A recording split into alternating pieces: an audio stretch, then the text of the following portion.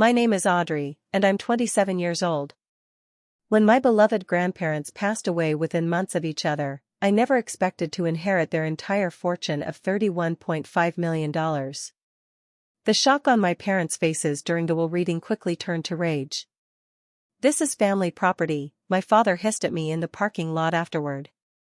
"You've stolen what was rightfully ours. How could the people who raised me transform into strangers overnight?" The money that was meant to be a blessing instead unleashed a nightmare I never saw coming. Before I dive into this heartbreaking story, I'd love to know where you're watching from. Drop your location in the comments, hit that subscribe button, and stay tuned to find out how I navigated the most devastating betrayal of my life. Growing up, Sundays were sacred in our family. Not for religious reasons, but because they meant dinner at my grandparents' sprawling estate in Connecticut. From the moment we'd pull up the long, tree-lined driveway, I'd feel a sense of peace wash over me. Their home wasn't just a showcase of their success, it was a warm, loving haven where I felt truly accepted.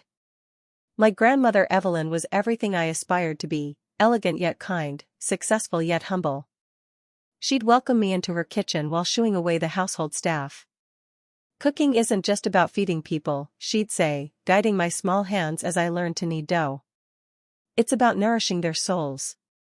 Those quiet moments in her kitchen, flour dusting our clothes, were where she passed down not just recipes but wisdom about life, love, and the importance of independence. My grandfather Frank was more reserved but equally influential in my upbringing.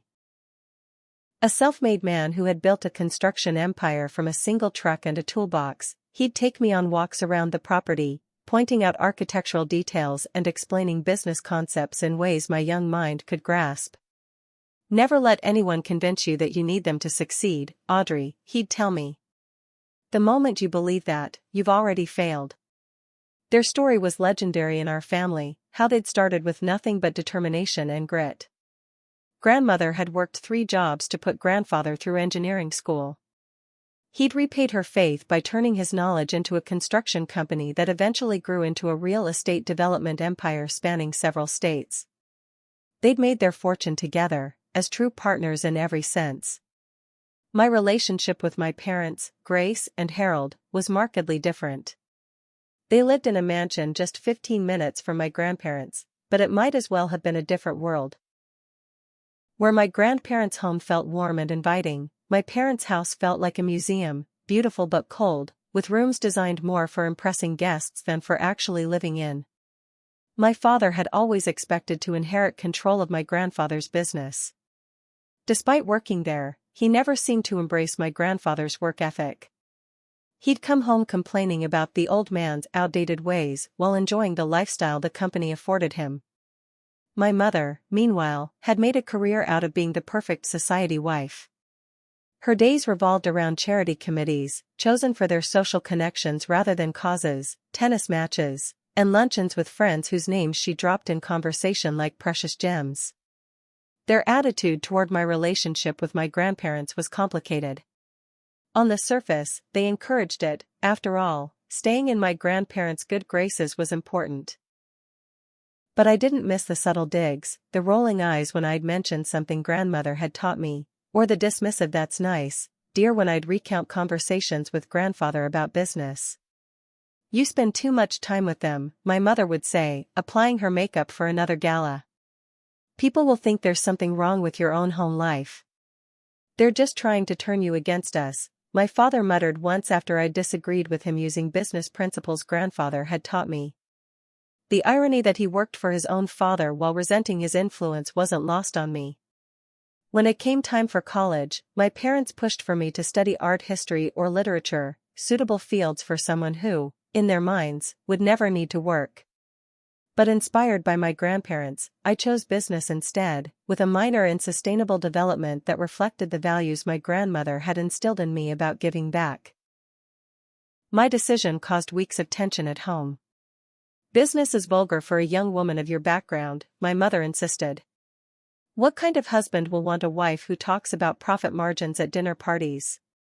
I stood my ground, partly because I knew my grandparents would support me. They didn't just support my choice, they were proud of it, though they were careful not to openly contradict my parents. Instead, grandmother would slip me books by female business leaders, and grandfather would discuss my classes with genuine interest when my parents weren't around. After graduation, I surprised everyone by declining a position at my grandfather's company. "I need to prove myself on my own terms," I explained to him privately, nervous about his reaction. He'd smiled and squeezed my hand. "That's exactly what I hoped you'd say." Instead, I took an entry-level position at a small sustainable architecture firm, living in a modest apartment and taking the subway to work. My parents were mortified by my unnecessary struggle, as they called it. They couldn't understand why I'd choose a tiny walk-up when I could have a corner office in the family business or, at the very least, a luxury condo they'd be happy to subsidize. "You're just doing this to embarrass us," my mother accused during one particularly heated Sunday dinner. "People are asking questions about why you're living like you're poor."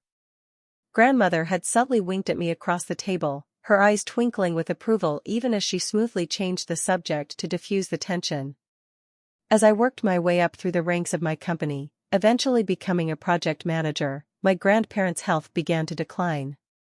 Grandmother's cancer diagnosis came first, pancreatic, already advanced when they found it. The prognosis was grim, but she faced it with the same grace she'd shown throughout her life. I immediately took a leave of absence from work to help care for her. My parents visited occasionally, but their visits were brief and often seemed more like obligations than acts of love. More than once, I overheard them in hushed conversations about arrangements and the estate while grandmother was resting in the next room. "Did you speak to your father about the summer house?" my mother whispered to my father one afternoon, not realizing I was coming around the corner with grandmother's tea. "Not yet," he'd responded. "But I've made it clear to the board that I'll be taking a more active role soon. They understand what's coming." I'd felt physically ill at their casual discussion of what they'd gained from my grandmother's death, but I kept silent for her sake. She didn't need additional stress. Grandmother passed away peacefully 7 months after her diagnosis, with me holding her hand and reading her favorite poetry. My grandfather, who had been her devoted partner for 54 years, seemed to physically diminish after her funeral, as though her absence had taken his life force. "She was always the stronger one," he confided in me one evening as we looked through old photo albums. "Everyone thought I built the business, but she built me." Just 3 months later, he suffered a massive heart attack while visiting her grave. The doctors said he might have survived had he called an ambulance immediately, but instead, he'd sat there beside her headstone for nearly an hour before a groundskeeper found him. Part of me believed he hadn't wanted to be saved. As I sorted through their personal effects, finding notes they'd written to each other over decades, business plans sketched on napkins from their early days, and countless photos documenting their journey together, I felt the full weight of their absence. What I didn't know was that the true test of their legacy, and my character, was yet to come. The law office of Winters and Associates occupied the entire top floor of a sleek downtown building. The conference room where we gathered for the reading of my grandparents' will featured floor-to-ceiling windows overlooking the city they had helped build. It seemed fitting that even in death, they could survey their life's work. I arrived early, choosing a seat in the corner where I could compose myself before facing the rest of the family. I'd barely slept the night before, haunted by the finality of what this meeting represented. My grandparents weren't just gone. Today their affairs would be settled, their possessions distributed, their physical presence in the world further diminished. My parents arrived next, my father in an immaculate charcoal suit that seemed more appropriate for a business merger than a family gathering, my mother wearing a conservative black dress that still managed to showcase every designer detail. They nodded curtly in my direction but chose seats across the table. "You look tired, Audrey," my mother observed, her tone suggesting this was a personal failing on my part. "You should have worn more concealer." Before I could respond, my father's brother Uncle Thomas arrived with his wife and their son. Cousin Brooke slipped in shortly after, giving me a small, sad smile as she took the empty seat beside me. Various other relatives trickled in, distant cousins, my grandfather's sister Aunt Judith, and a few elderly people I recognized as long-standing friends of my grandparents. Mr. Winters, a silver-haired attorney who had worked with my grandparents for decades, called the meeting to order precisely at 10 a.m. His expression gave away nothing as he adjusted his glasses and began to speak. "We are gathered today to execute the last will and testament of Frank and Evelyn Davis," he began, his voice steady and professional. "As you know, they prepared a joint will, updated just 8 months ago, with identical provisions should either predecease the other." My father shifted impatiently in his seat. "Can we move this along? We all have commitments today." Mr. Winters regarded him coolly. "Of course, Mr. Davis. I'll proceed to the distributions." What followed was a methodical distribution of personal items and small bequests. Aunt Judith received my grandmother's antique jewelry collection. Uncle Thomas was given the vacation home in Maine that had been in the family for generations. Various cousins received smaller cash gifts ranging from $50,000 to $250,000. My father drummed his fingers on the table, his impatience growing with each bequest that wasn't directed to him. My mother maintained a pleasant expression, but I could see the calculation in her eyes as she mentally tallied each gift, likely estimating what remained of the estate. "To our dear friends at the Children's Hospital Foundation," Mr. Winters continued, "a donation of $5 million to establish the Evelyn Davis Pediatric Cancer Wing." My mother's smile faltered slightly. That was more than they had expected to go to charity. "To the Environmental Conservation Trust, $3 million for the preservation of natural habitats in New England." My father cleared his throat loudly. "Is there much more of this? Perhaps we could skip to the main bequests." Mr. Winters looked at him over the rim of his glasses. "I'm following your parents' explicit instructions, Mr. Davis. They were quite specific about the order in which these matters should be addressed." After several more charitable donations were announced, totaling nearly $15 million, the tension in the room was palpable. My parents exchanged concerned glances. This was substantially more than the customary 10% most wealthy families in their circle donated to charity. "Now, regarding Davis Construction and Real Estate Holdings," Mr. Winters said, and my father sat up straighter, a confident smile replacing his scowl. This was what he'd been waiting for, the business he'd always seen as his birthright. 60% of all shares are bequeathed to Audrey Elizabeth Davis, along with voting control of the board. The words hung in the air for a moment before their meaning registered.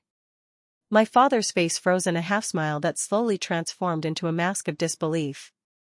"The remaining 40% of shares are to be divided among the existing employee stock ownership plan, ensuring that those who helped build the company continue to benefit from its success," Mr. Winters continued, seemingly oblivious to the bomb he had just detonated.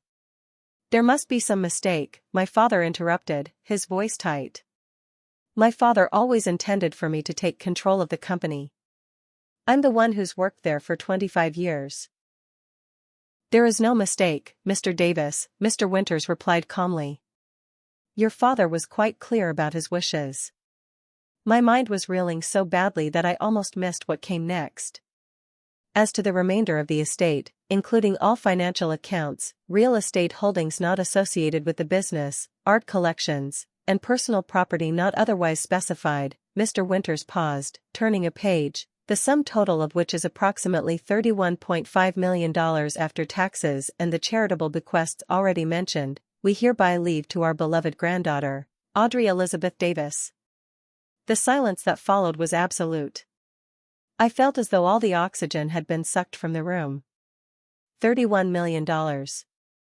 Control of a company worth hundreds of millions more. It was incomprehensible. "This is outrageous." My father's roar shattered the silence as he leapt to his feet, his face contorted with rage. "This will is a fraud. She manipulated them. There's no way my parents would have cut out their own son in favor of. He gestured wildly toward me, as if he couldn't even bear to say my name. "Harold, please," my mother hissed, tugging at his sleeve while shooting worried glances at the other family members witnessing his outburst.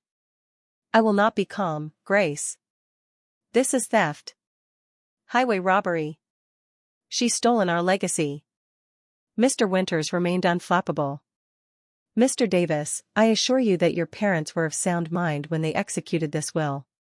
They underwent thorough cognitive assessment specifically to prevent any challenges on the grounds of mental incapacity. Then she manipulated them when they were vulnerable, my father insisted, pointing an accusatory finger at me. Wormed her way into their good graces while filling their heads with lies about us. I sat frozen, unable to process both the inheritance and my father's reaction simultaneously.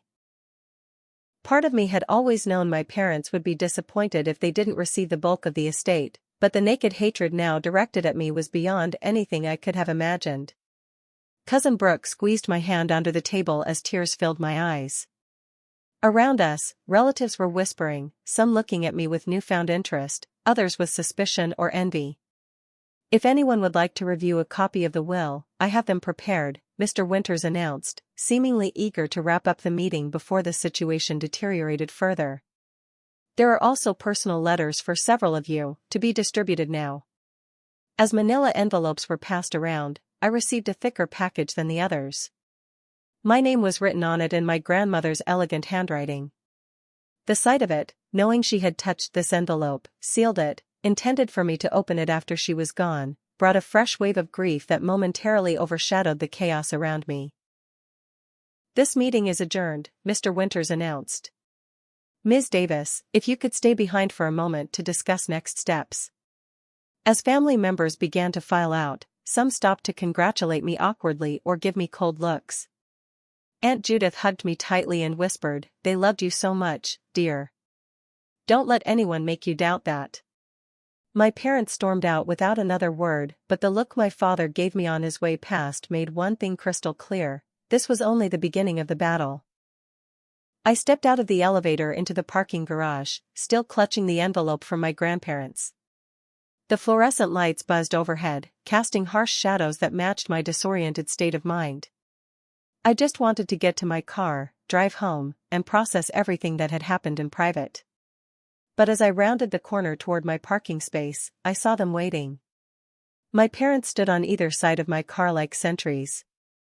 My father's face was still flushed with anger, while my mother's expression had transformed into the wounded look she had perfected over years of getting her way. "We need to talk, Audrey," my father said, his voice eerily calm compared to his outburst upstairs. "Now." I stopped several feet away, suddenly aware of how isolated we were in the nearly empty garage. "I don't think that's a good idea. We're all upset. We should take some time to." "Time?" he scoffed. "While you what? Move money around? Hide assets? Call the board members to secure your position? What? No. I wouldn't." "Don't play innocent," my mother cut in, her voice tight. "You've been planning this for years. All those weekends at their house, playing the devoted granddaughter while poisoning them against us." I felt like I'd stepped into an alternate reality.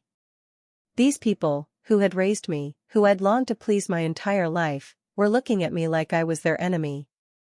"I didn't plan anything," I said, fighting to keep my voice steady. "I had no idea they were leaving me anything, let alone everything." "Liar." My father took a step toward me, and I instinctively backed away. Something dark flashed in his eyes at my retreat. My father built that company for me, for his son. Not for some girl who doesn't even carry our family name forward. The casual sexism stung, but it wasn't surprising. My father had always seen women as accessories in business, useful for appearances but not leadership. Grandfather made his own decisions. I never asked for any of this. "Oh, you asked," my mother said coldly. "Maybe not with words, but with every Sunday dinner, every holiday at their house instead of ours, every time you ran to them instead of us. You made sure they saw you as the worthy one." "That's not fair," I protested, tears threatening again. "I loved them. They were important to me. It wasn't about money or the business." My father laughed, a harsh sound devoid of humor. "Everything is about money and business, Audrey. Everything. And what you need to understand right now is that what you're holding doesn't belong to you. It's family property." "Family property?" I repeated, confused. Yes, he insisted, stepping closer. That money, those shares, they belonged to the Davis family as a whole. My father was merely the custodian of our collective wealth. He had no right to bypass me, his only son and rightful heir. The revisionist history was stunning. My grandfather had started with nothing, had built his company through decades of hard work. The idea that he was merely holding collective family wealth was absurd.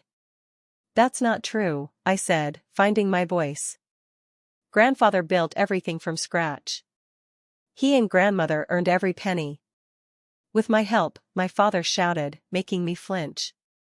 I gave 25 years to that company. While you were playing house with them, I was in the trenches, making deals, securing contracts. As a well-paid executive, I pointed out. You've lived in luxury your entire adult life because of the salary grandfather paid you. My mother stepped forward, adopting a more conciliatory tone. Audrey, honey, you're not thinking clearly. This inheritance, it's too much responsibility for someone your age. The burden of managing such wealth, running a company you know nothing about, it would overwhelm anyone. For a moment, her words found purchase in my own doubts. I was 27, with no experience running a major corporation. The responsibility was terrifying. But then I remembered my grandmother's confidence in me, my grandfather's lessons over the years. I can learn, I said. And I'll have help, the existing management team, advisors. They won't respect you, my father cut in. A young woman with no real business experience? They'll eat you alive, or worse, manipulate you into decisions that benefit them, not the company. Here's what's going to happen, my mother said, her voice honey-sweet but her eyes cold. You're going to instruct Mr. Winters that after consideration, you've decided to honor your grandparents' true intentions. The business shares will be transferred to your father, and the estate will be divided equally between you and us. The audacity of their demand momentarily stunned me. And if I don't? I finally asked. My father's expression hardened. Then we'll contest the will. We'll make public how you manipulated two elderly, vulnerable people. We'll bring in doctors to testify about how cancer treatments and heart medications can affect decision-making. We'll expose how you deliberately isolated them from their own son. Everyone will know what you did, my mother added. Family, friends, your colleagues at work. Is that what you want? To be seen as the greedy granddaughter who took advantage of her dying grandparents? The threat hit me like a physical blow. Not just because of the potential legal battle, but because they were threatening to tarnish the memory of my relationship with my grandparents, the most genuine connection I'd ever had. I would never hurt them, I whispered, tears now falling freely. They were everything to me. Then prove it, my father said. Honor their legacy properly. Return what belongs to the family. A strange calm suddenly came over me. In threatening the memory of my grandparents, they had inadvertently given me clarity. I'll think about what you've said, I told them, wiping my tears with the back of my hand. But right now, I need space. Don't take too long, my father warned. Our attorney is ready to file at a moment's notice. I nodded numbly and waited until they moved away from my car. As they walked toward their luxury SUV, I heard my mother say, "She'll cave. She always does." They didn't know it yet, but something had changed in me during that confrontation. The girl who had always sought their approval, who had twisted herself into knots trying to please them while remaining true to herself, she was gone. In her place was someone who had just glimpsed the truth about her parents for the first time. The drive home was a blur. My phone began ringing almost immediately. Calls from relatives, from board members who had somehow already heard the news, from friends wondering why my name was suddenly appearing in text messages and social media posts. I ignored them all. At my apartment, I finally opened the envelope from my grandparents with trembling hands. Inside was a multi-page letter in my grandmother's handwriting, along with documents and what looked like journal entries photocopied from my grandfather's distinctive notebook. I had just begun to read when my phone rang again. This time it was Cousin Brooke. I hesitated, then answered. "Are you okay?" she asked immediately. "That was brutal back there." "I don't know what I am," I admitted. "Everything's happening so fast." "Listen," she said, her voice low, "be careful what you say to anyone right now. Uncle Harold is already calling everyone in the family, telling them you manipulated Grandma and Grandpa. He's trying to build a coalition against you." As she spoke, I felt a new emotion cutting through the confusion and hurt, a slow-burning anger that would soon grow into resolve. The week following the will reading passed in a surreal haze. I took an emergency leave of absence from work, unable to focus on anything but the upheaval in my life. My phone continued to ring constantly with calls from family members taking sides, reporters who had somehow gotten wind of the inheritance dispute, and financial advisors eager to help me manage my newfound wealth. On Tuesday morning, a courier delivered a thick envelope bearing the letterhead of Preston and Associates, one of the city's most aggressive estate litigation firms. My hand shook as I read the formal letter inside. "Dear Ms. Davis. This firm represents Harold and Grace Davis in the matter of the estate of Frank and Evelyn Davis. Our clients have substantial grounds to contest the will dated October 15, 2023, on the basis of undue influence and testamentary incapacity." The letter went on to detail my parents' intent to file a legal challenge unless I agreed to their reasonable settlement offer within 5 business days. The language was clinical and detached, but the accusations were deeply personal and wounding, claims that I had isolated my grandparents from family, that I had manipulated them during their illness, that I had taken advantage of their medication-induced confusion. I sank onto my couch, the letter falling from my fingers. They were really going through with it. My own parents were willing to drag our family through a public legal battle, to paint me as a manipulative predator, all to get money they had no right to. My phone buzzed with a text from an unknown number. "Audrey, this is Jason Bennett from your grandparents' legal team. Mr. Winters suggested I reach out directly.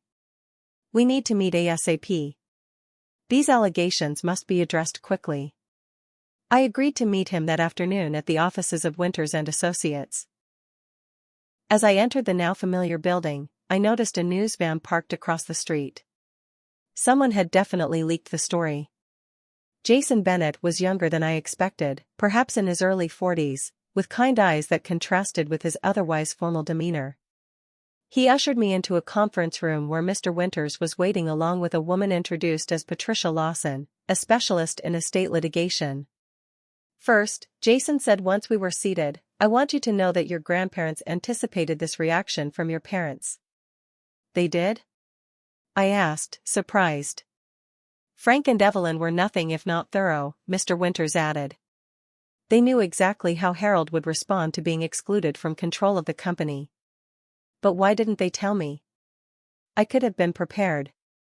"They didn't want to burden you with family conflict while they were still alive," Patricia explained. "And frankly, they hoped Harold might prove them wrong in the end." Jason opened a laptop. "There's something you need to see." He pressed play, and suddenly my grandparents appeared on the screen, seated side by side in what I recognized as Mr. Winters' office. My grandmother looked frail. This must have been recorded during her illness, but her eyes were clear and determined. "If you're watching this," she began, "then we're gone, and Harold is challenging our will, as we feared he might." My grandfather took her hand. "Son, if you're seeing this, I want you to know that this decision wasn't made lightly or in haste. It reflects decades of careful consideration. We love you, Harold," my grandmother continued, "but we cannot entrust the company or the bulk of our estate to you. Your financial decisions over the years have demonstrated a fundamental lack of stewardship." My grandfather's expression was pained but resolute. "The loans we provided that were never repaid. The failed side ventures we had to bail out. The excessive spending despite our repeated concerns. These weren't isolated incidents but a pattern that convinced us you would not be a responsible steward of what we've built." They went on to explain, in clear, cogent terms, why they had made their decision.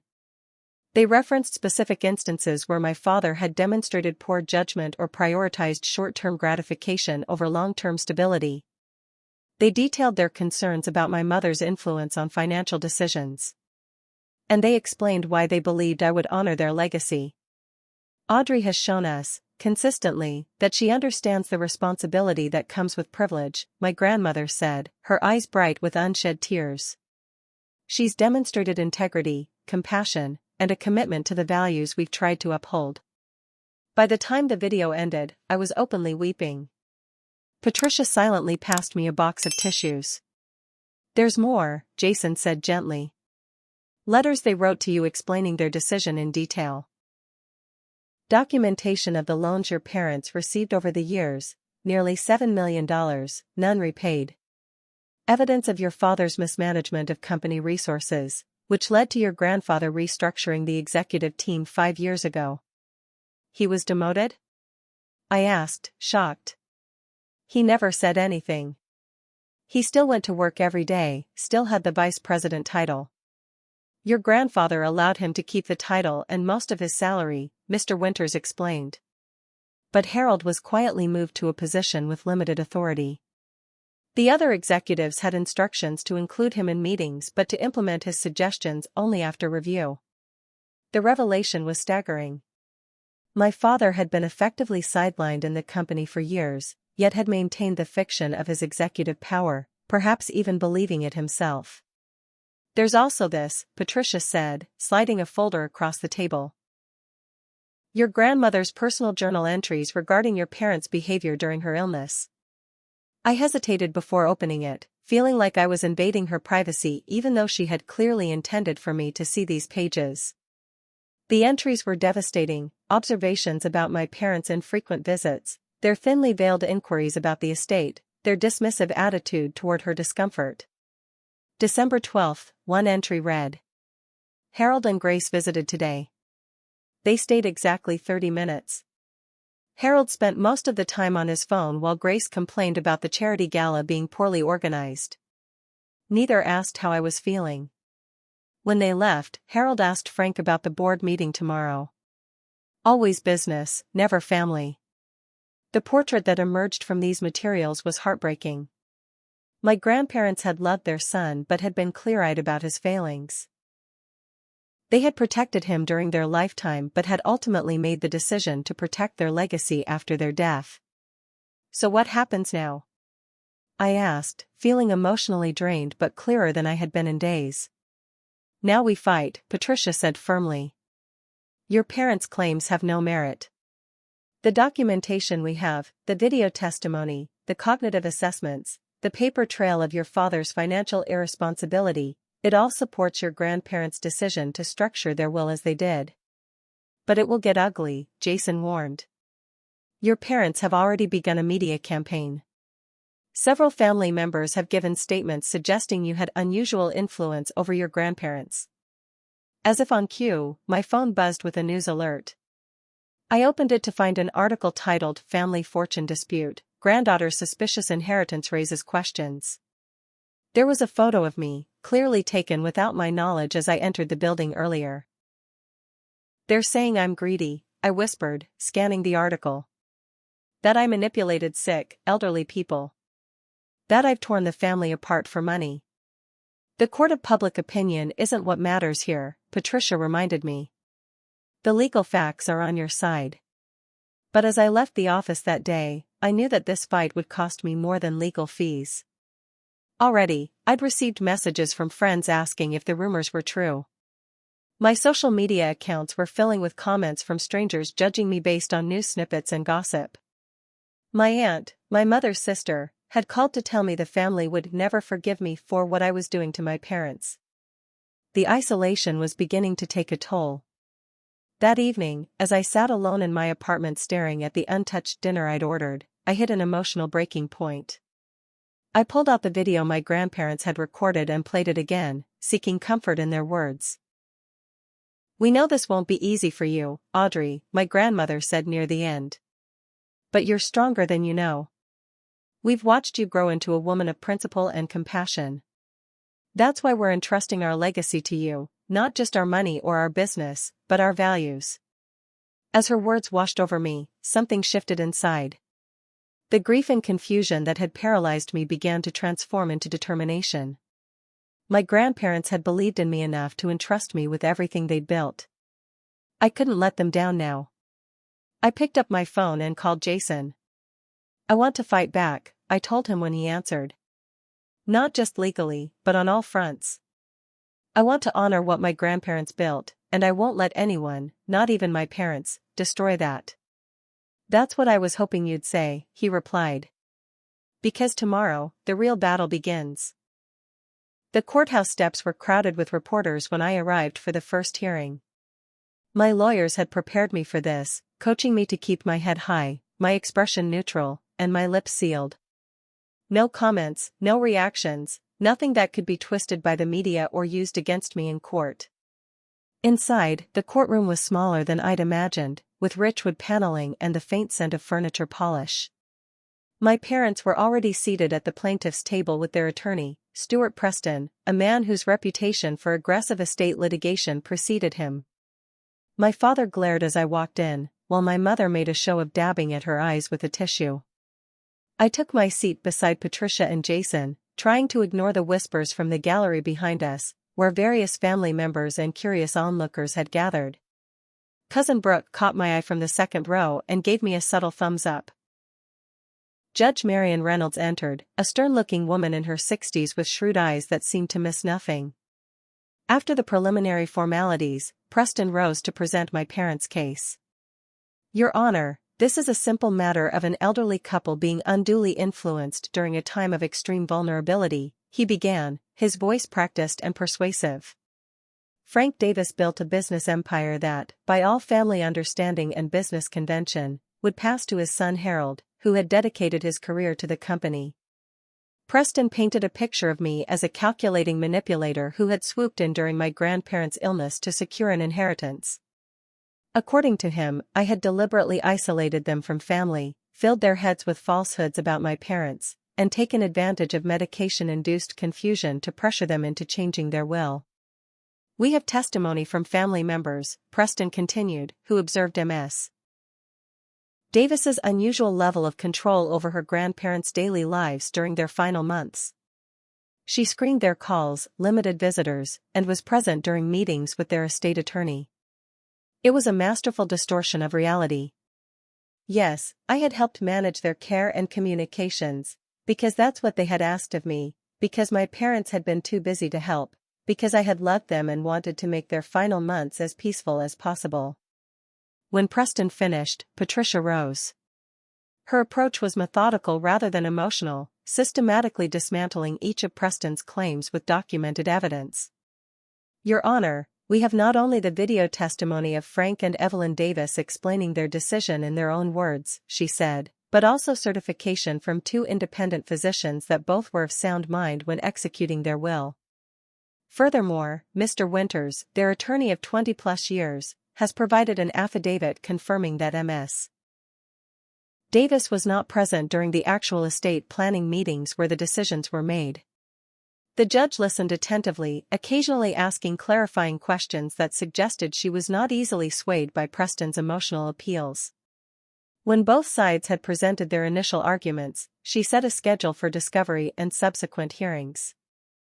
This court takes allegations of undue influence very seriously, she said, fixing both sides with a stern gaze. But I will also not allow this proceeding to be used as leverage in what appears to be a family disagreement. The evidence will speak for itself. Outside the courtroom, Preston approached me as Patricia was distracted by a phone call. You know, he said quietly, there's still time to settle this reasonably. Once we get into depositions, once your grandparents' private thoughts and your actions are dissected in public record, well, some things can't be undone. The threat was thinly veiled, but before I could respond, Jason stepped between us. Ms. Davis won't be discussing anything without counsel present. Save it for the courtroom, Preston. The weeks that followed were among the most difficult of my life. Discovery meant that every email, text message, and diary entry related to my grandparents was fair game. My parents' legal team demanded access to my phone records, bank statements, and personal correspondence, searching for any evidence that could support their claims. Meanwhile, family members were being deposed, many repeating rumors and second-hand accounts that portrayed me as manipulative. Uncle Thomas claimed he'd been blocked from visiting my grandmother during her final weeks, conveniently omitting that he'd cancelled the visit himself because of a golf tournament. My mother's cousin insisted she'd overheard me pressuring my grandfather about his will, though records showed she hadn't visited at all during the period she described. The most painful betrayal came from my childhood nanny, Martha, whom my parents had evidently convinced to testify that I had been a manipulative child who always knew how to get what she wanted. The woman who had once bandaged my knees and read me bedtime stories now portrayed me as a calculating schemer from the age of 7. My own deposition lasted 3 grueling days. Preston's questioning was relentless, picking apart every interaction I'd had with my grandparents, twisting innocent conversations into sinister manipulations. "So you admit that you discussed the family business with your grandfather during his wife's illness?" Preston asked, making it sound like I'd been plotting a takeover while my grandmother lay dying. "We talked about many things," I answered carefully. "The business was his life's work. It would have been stranger if we hadn't discussed it." "And did you express opinions about your father's role in that business?" "I mainly listened to my grandfather's concerns." "Concerns that you perhaps encouraged?" Patricia objected to the leading question, but the pattern was clear. Preston was building a narrative of me as the puppet master, pulling strings to secure my inheritance. The case took an unexpected turn when my parents filed a motion to have my grandparents' personal physician testify about their mental state. Dr. Abrams had treated them for years and had been present throughout my grandmother's cancer battle. Patricia warned me that this could be damaging. Doctors are often reluctant to make definitive statements about a patient's mental capacity, especially in hindsight. If Dr. Abrams expresses even the slightest doubt, Preston will run with it. But when Dr. Abrams took the stand, his testimony wasn't what my parents had expected. "In my 30 years of practice," he stated firmly, "I have rarely encountered patients as mentally sharp as Frank and Evelyn Davis, even during their illnesses. They asked insightful questions about their treatment options, remembered complex medication schedules, and remained fully engaged in decisions about their care." Preston seemed thrown off balance. "But surely the pain medications, particularly in Mrs. Davis's case, would have affected her judgment?" "Mrs. Davis was remarkably cautious about pain management," Dr. Abrams replied. "She often declined higher doses specifically because she wanted to maintain mental clarity. She told me, and I quote from my notes here, 'I have important decisions to make. I can endure pain, but I cannot afford confusion.'" It was exactly like my grandmother, stoic, determined, unwilling to compromise her independence even in the face of tremendous suffering. The most dramatic moment in the proceedings came when Preston called my father to testify about his relationship with my grandparents. My father presented himself as the dutiful son who had worked tirelessly in the family business, only to be cast aside due to my interference. "My father and I had our disagreements," he admitted, his voice catching in a way that seemed rehearsed. "What father and son don't? But we always respected each other. Until Audrey started spending more time with them, filling their heads with her version of events." Patricia's cross-examination was surgical. "Mr. Davis, are you familiar with the Westlake Development Project from 2018? My father shifted uncomfortably. "Vaguely. It was one of many projects the company handled." "Could you explain to the court your role in that project? Specifically, the decision to proceed without complete environmental impact studies?" The color drained from my father's face. This had been one of his biggest mistakes. A corner-cutting decision that had cost the company millions in regulatory fines and remediation. "That was a complex situation," he hedged. "So complex that your father had to step in personally to resolve it?" Patricia pressed. "So complex that it resulted in a board meeting where your authority over new developments was restricted?" As Patricia systematically walked through multiple instances where my father's judgment had been questionable, his carefully constructed image began to crumble. His responses grew defensive, then angry, and finally, when cornered about a particularly egregious financial decision, he lost his composure entirely. "It was my company," he shouted, slamming his hand on the witness stand. "My birthright. Everything he built was meant for me, not for some girl who thinks reading a few business books makes her qualified to run a corporation. The outburst hung in the air. Judge Reynolds peered over her glasses. "Mr. Davis, please control yourself." But the damage was done. In that unguarded moment, my father had revealed the true motivation behind the lawsuit, not concern for my grandparents' wishes or even the money itself, but his own sense of entitlement and, perhaps most revealing, his dismissive view of me as some girl rather than a capable adult.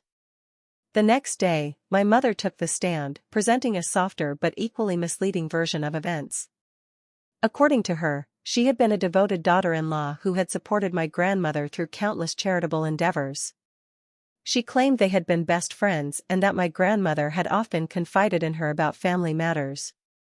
On cross-examination, Patricia produced my grandmother's journals, the same ones I had been given after the will reading. "Mrs. Davis, in these private writings, your mother-in-law describes your visits during her illness as performative and brief. She specifically notes that you spent more time discussing her jewelry collection than her comfort. Would you care to comment on that?" My mother's composed facade cracked slightly. Evelyn was in pain. She may have misinterpreted. And this entry from March 3, Patricia continued, where she writes that you asked her, and I quote, "whether the Tiffany pieces were included in the will or handled separately, was that also a misinterpretation?" By the time Patricia finished, my mother was in tears, real ones this time, but not from grief. From exposure. The carefully cultivated image of the caring daughter-in-law had been shattered by my grandmother's own words. The final testimony came from an unexpected source. Jenkins, my grandparents' butler of 25 years, had asked to speak on my behalf. A formal, dignified man in his 70s, he commanded respect from the moment he took the stand. "I served the Davis family for over 2 decades, he began. I was present for family dinners, holidays, private conversations. I observed the dynamics between all parties in this dispute." He went on to describe, in measured but damning terms, how my parents' visits to my grandparents had always been brief and often centered around financial requests or business matters. He recounted specific instances where my father had dismissed my grandfather's business concerns or where my mother had made insensitive remarks about my grandmother's illness. In contrast, Jenkins continued, Ms. Audrey's visits brought genuine joy to her grandparents. Their faces would light up when she arrived. Their conversations were filled with laughter, memories, and meaningful exchanges. She visited out of love, not obligation or expectation. Preston tried to discredit Jenkins on cross-examination, suggesting he might be biased due to promises I had made about his continued employment. Jenkins fixed him with a look of such dignified offense that Preston actually took a step back from the podium.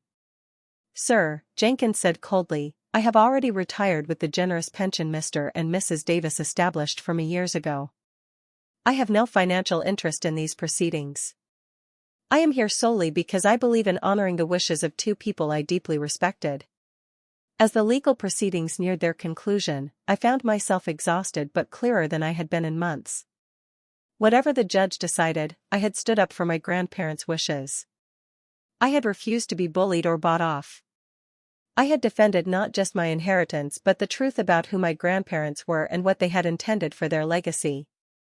On the final day of arguments, as the attorneys summarized their positions, I looked across the courtroom at my parents. They avoided my gaze, whispering to each other and to Preston. In that moment, I realized that regardless of the outcome, our relationship had been irrevocably altered. The people I had known as Mom and Dad had revealed themselves to be strangers, people capable of lying, manipulating, and attacking their own daughter for money. The revelation was painful, but also oddly freeing. For the first time in my life, I saw them clearly, without the filter of childhood loyalty or the desperate desire for their approval. When Judge Reynolds announced she would issue her ruling in 1 week, I left the courthouse feeling strangely peaceful. The weight I carried now was different, no longer confusion or hurt, but the responsibility of honoring what my grandparents had entrusted to me. The week while we awaited Judge Reynolds' decision stretched endlessly. I'd taken to walking for hours through the city, finding that physical movement helped quiet the chaos in my mind. On a crisp autumn morning, similar to the ones when my grandfather would take me on walks around their property, I realized I hadn't eaten properly in days. The toll of the legal battle was written clearly on my body, clothes hanging looser, dark circles under my eyes, a persistent tension headache that no amount of painkillers seemed to touch. When I caught my reflection in a store window, I barely recognized the gaunt, exhausted woman staring back at me. "You need to take care of yourself," Jason had told me the day before, concern evident in his voice. "Your grandparents wouldn't want to see you like this." He was right, of course. My grandmother especially would have been distressed to see me neglecting my health. With that thought in mind, I turned toward her favorite cafe, a small, elegant place where she had often taken me for lunch during my college years. "Ms. Audrey?" The maitre d' recognized me immediately. "It's been too long. Your usual table is open." I was touched that he remembered, though the reminder of my grandmother's absence sent a fresh pang through my heart. As I settled at the corner table that had always been ours, I half expected to see her across from me, her posture perfect, her eyes twinkling with wisdom and warmth. "She was a remarkable woman," a voice said, interrupting my reverie. I looked up to find Jenkins standing beside my table, looking distinguished as always in his impeccable suit. "Jenkins," I said, surprised and pleased. "Would you join me?" "I wouldn't want to intrude," he demurred. "Please," I insisted. "I could use the company." Over lunch, Jenkins shared stories about my grandparents that I'd never heard, small, intimate glimpses into their lives from someone who had been a constant, trusted presence. He described how my grandfather had read the business section aloud to my grandmother each morning, even though she received the same paper in her own digital subscription. "It was their ritual," Jenkins explained. "A way to start the day together, discussing ideas, planning their next moves." He told me about my grandmother's secret philanthropy, donations made anonymously to help young women start businesses, to fund scholarships, to support causes she believed in but never publicized. "She believed true charity didn't need recognition," Jenkins said. "Your grandmother helped dozens of people who never knew their benefactor's name." Most valuably, he offered perspective on the current situation that I desperately needed. "Your grandparents anticipated conflict," he told me. "They weren't naive about how your parents would react. But they made their decision anyway, because they believed it was right." "Did they ever tell you why?" I asked. "Why me and not my father?" Jenkins considered carefully before answering. "Your father sees money as an entitlement, a way to acquire status and power. You see it as a responsibility." His words stayed with me long after lunch had ended.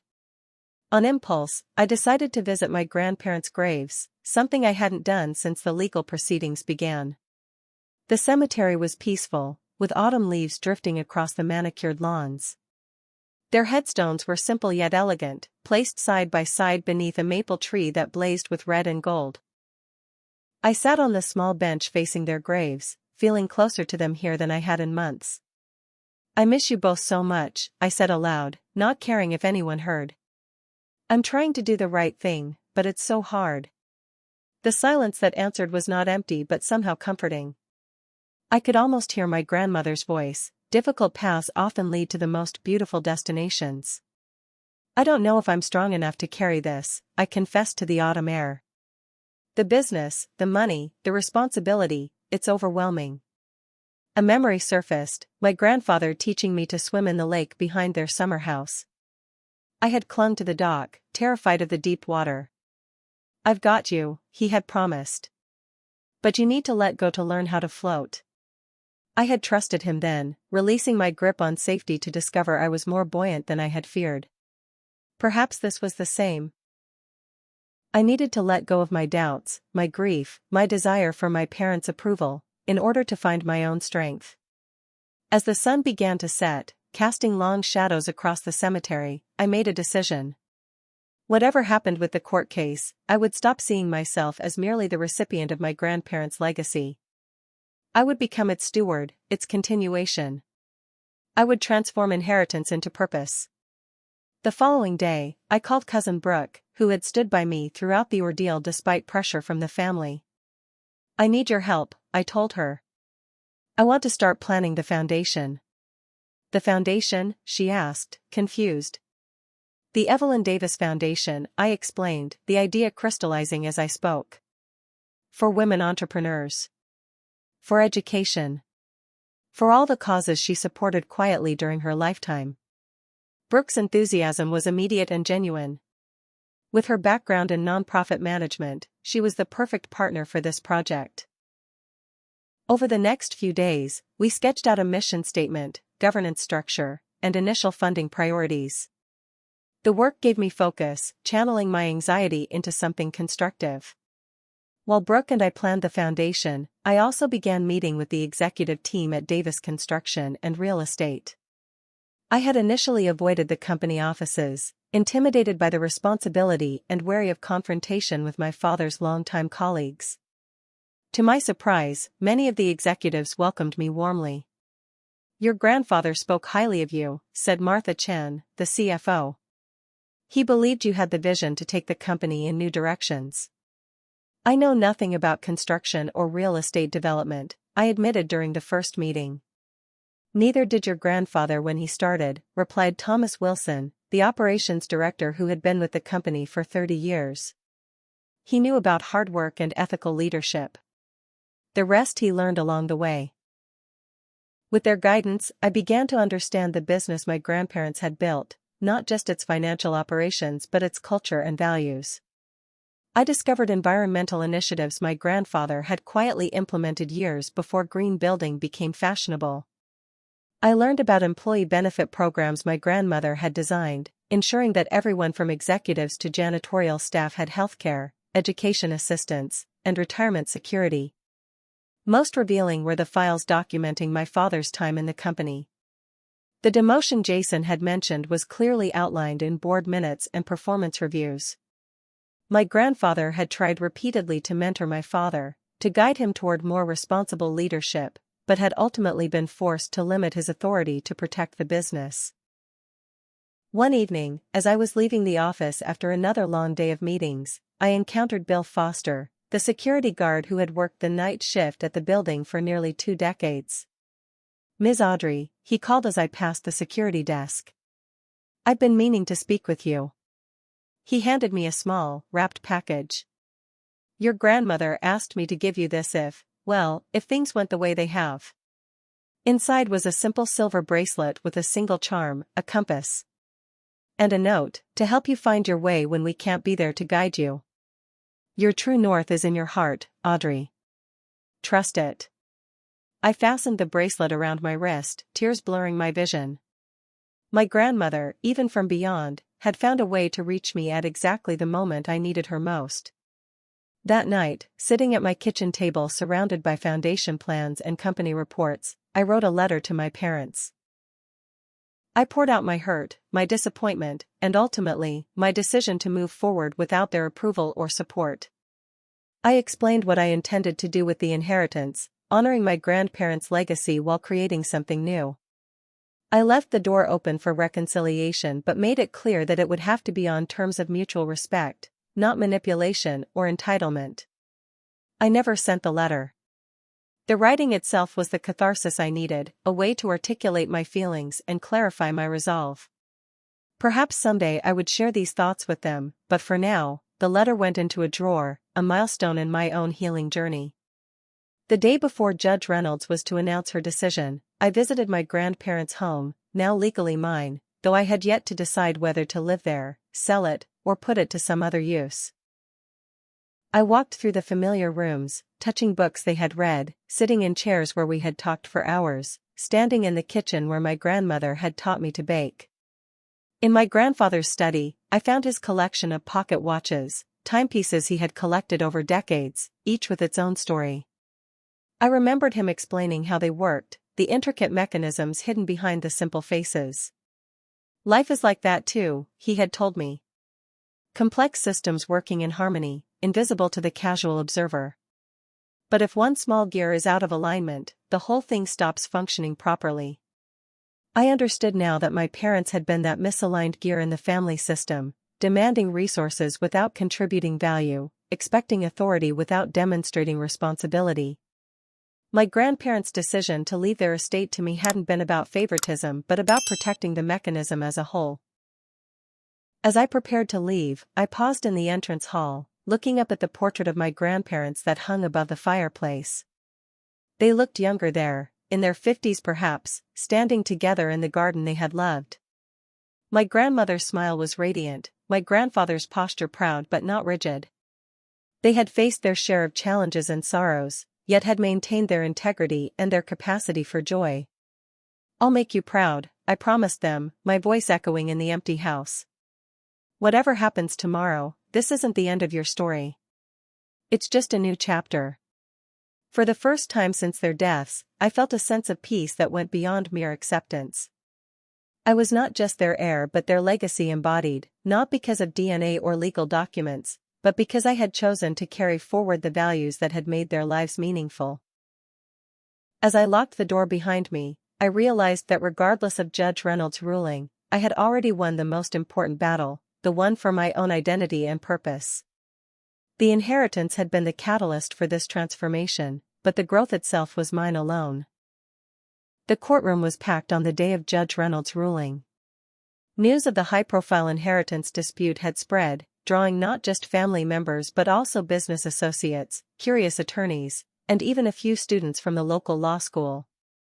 I sat at our table between Patricia and Jason, my hands folded calmly in my lap despite the nervous energy coursing through me. My parents entered just before the proceedings began, my mother dressed in somber navy blue, my father's jaw set in determination. They took their seats without acknowledging me, though I caught my mother glancing in my direction when she thought I wasn't looking.